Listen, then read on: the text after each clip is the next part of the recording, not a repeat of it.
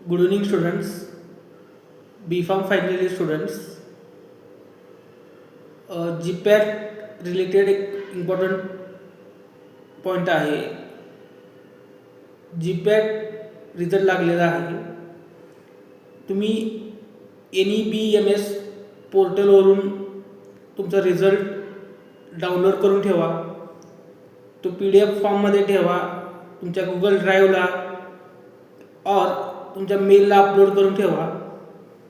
Because previous इयरला problem आला होता स्टुडंटना की जे GPAT क्वालिफाय आहेत त्यांना फर्दर स्कॉलरशिपला अप्लाय करण्यासाठी ते मार्कशीट पोर्टलवरती अवेलेबल नव्हतं.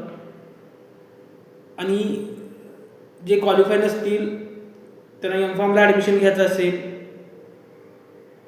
त्यांनीही ते PDF डाउनलोड करून ठेवा, जीमेल किंवा ड्राईव्हला सेव्ह करा. थँक्यू.